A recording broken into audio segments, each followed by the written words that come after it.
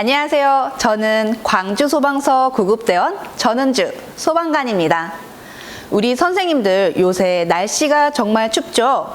따뜻한 외투에 목도리, 모자 잘 쓰고 다니시나요? 질병관리청에 따르면 지난 10년간 심내 혈관으로 인한 사망자가 여름보다 겨울철에 높게 나타났다고 합니다. 이렇게 급격히 기온이 떨어지는 겨울철은 심내 혈관이 많이 발생하는 계절인데요. 우리 몸에 어떠한 변화가 생기길래 유독 이런 겨울철에 질환이 많이 발생하게 될까요? 우리 몸은 따뜻한 곳에서 갑자기 추운 곳으로 가면 혈관이 쪼그라들고 이로 인해서 혈압이 상승하는 걸 아시나요? 이렇게 혈관이 쪼그라들고 혈압이 올라가면 심장이나 뇌에 있는 혈관에 무리가 가게 됩니다. 이에 따라 심근경색이나 뇌졸중 등 혈관 관련 질환이 많이 발생하게 되는 것이죠. 이러한 심내혈관 질환은 갑자기 나타나는 것이 특징인데요. 하지만 조기에 발견해 치료하면 사망과 장애를 막을 수 있습니다. 그럼 심장과 뇌혈관에 문제가 생기면 어떠한 증상이 나타날까요? 먼저 심장혈관에 문제가 생겼을 경우입니다. 일단 가슴 통증이 생깁니다. 가슴 정중앙이나 명치 쪽에 큰 돌을 올려놓은 것처럼 짓누르는 느낌, 그리고 쥐어짜는 느낌, 체한 듯한 느낌이 들 수 있습니다. 그리고 왼쪽 어깨나 팔, 턱 등에 아픈 통증이 동반될 수 있습니다. 숨쉬기 힘들 수 있고요. 식은땀이 나거나 창백하고 손발이 차가워질 수 있습니다. 속이 메시꺼워서 구토가 날 수도 있어요. 그럼 뇌혈관에 문제가 생기면 어떤 증상이 나타날까요? 얼굴을 보고 이 하고 웃었을 때 얼굴의 한쪽이 처져 보이고 감각이 둔하고 느껴지지 않을 수 있습니다.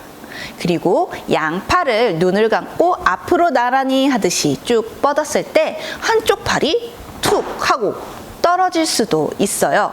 같은 쪽 다리도 똑같이 움직여지지 않을 겁니다. 말을 할 때 발음이 어눌하게 나오고 양쪽 눈이 한쪽만 바라보는 듯한 모습이 보일 수 있어요. 이것 말고도 한쪽 눈이 아예 안 보일 수도 있고요. 물체가 두 개로 보이기도 합니다. 심한 어지러움을 느낄 수 있고요. 두통도 심하게 올 수 있습니다. 그럼 우리가 이러한 증상이 오면 어떻게 해야 할까요? 즉시 병원에 가서 막힌 혈관을 뚫고 터진 혈관의 출혈을 막는 치료를 받아야 하는데요. 심근경색은 2시간 이내, 뇌졸중은 3시간 이내에 병원에서 치료를 시작해야 합니다. 치료를 빨리 받으면 받을수록 예후는 좋아지니까요. 그런데 이렇게 좋은 치료 시간을 지키는 건 골든타임이라고 합니다. 이게 바로 치료의 최적의 시간이죠. 우리가 이 골든타임을 놓치게 되면 어떻게 될까요? 아마 치명적인 후유증이 남아 한쪽 팔다리를 쓸 수 없고, 그리고 의식이 없는 채로 계속 누워서 지낼 수도 있고요. 심하면 사망에 이를 수도 있을 것입니다. 그래서 우리 선생님들 이러한 증상이 바로 인지가 되면 즉시 119에 신고를 도움을 요청을 해야 하는데요. 너무 당황해서 먼저 가족에게 연락을 한다든지 옆집에 도움을 청한다든지 라는 식으로 이 골든타임을 놓치게 되면요. 우리가 최적의 치료 시간을 놓치게 되는 것입니다. 그럼 119는 어떻게 신고하고 주의사항은 무엇이 있을까요? 119에 신고하는 방법은 여러 가지가 있습니다. 오늘은 이 방법들 중에 우리 선생님들이 잘 기억할 수 있는 방법 2가지를 알려드릴 거예요. 제일 잘 아시는 전화기와 그리고 스마트 앱을 활용한 신고 방법입니다. 어렵지 않습니다. 잘 따라오실 수 있을 거예요. 먼저 제일 잘 알고 계시는 전화로 신고하기입니다. 수화기를 들어서 119를 누르시면 바로 신고가 되겠죠? 핸드폰의 경우는 119를 누르신 다음에 꼭 통화하기 버튼까지 눌러주시면 신고는 끝납니다. 간단하죠?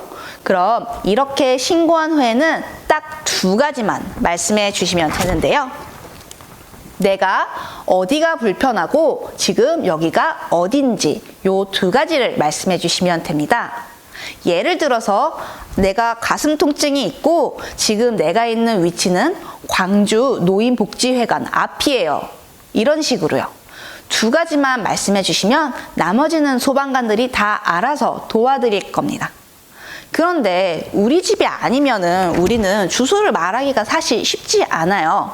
그럴 때에는 주위를 둘러보고 근처에 있는 간판 상호를 말씀하셔도 되고, 이렇게 주변에 있는 도로명 주소를 말씀해 주셔도 되고, 근처에 있는 전봇대 번호를 말씀해 주셔도 됩니다. 신나게 등산을 가셔서 다치셨을 경우에는 이렇게 위치 표지목을 말씀해 주시면 됩니다. 다음 119 신고하기 앱으로 신고하는 방법입니다. 조금은 생소하시죠? 일단 스마트폰이 있으신 분은 플레이스토어 등에서 119라고 치셔서 맨 위에 119 신고라는 앱을 미리 다운받아 주세요. 영상을 잠깐 멈추시고 다운받고 오셔도 됩니다. 이렇게 다운받은 앱으로 긴급 상황이 발생하면 눌러서 사용하시면 되는데요. 이렇게 앱을 누르시면은 다음과 같은 화면과 이 다음과 같은 화면으로 변하게 됩니다. 우리가 지금 처해 있는 상황이 화재다 라고 했을 때에는 화재를 체크, 내가 지금 어디가 구조해야 되고 아프다 라고 했을 때는 구조구급 신고 버튼을 눌러주시면 되는데요. 그러면 우리 선생님이 계신 위치가 바로 문자로 변환되어서 화면이 바뀔 거고요. 우리 선생님은 요 문자가 변환된 즉시 전송하기 버튼, 문자 전송하기 버튼 한 번만 눌러주시면 119가 출동할 겁니다. 그리고 우리가 그 앞전의 앱에서 이 위에 있는 전화기와 119 요 버튼을 누르게 되면요. 이렇게 119라고 전화 표지판에 표시가 되고요. 우리 선생님이 바로 통화하기 버튼 한 번만 눌러주시면 119에 신고하게 됩니다. 어렵지 않으시죠? 오늘 우리 선생님들 조심해야 할 심뇌혈관 질환의 증상을 알아차리고 대처하는 방법을 알아보았습니다. 그럼 정말 중요한 것은 또 무엇이 있을까요?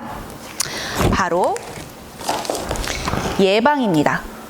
내가 가지고 있는 질환을 꾸준히 관리하고 치료하고, 그리고 금연하시고 음주는 줄여주시고, 하루에 30분 이상 꾸준한 운동과 특히 요새처럼 추운 겨울철에는 목도리, 모자, 외투 등 항상 따뜻하게 몸을 한 후 외출을 하시는 겁니다.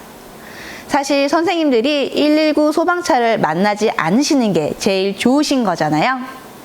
하지만 선생님들이 불의의 상황이 생기면 우리 119 소방은 언제든지 제일 빠르고 정확하게 선생님들을 도와드리러 출동할 겁니다.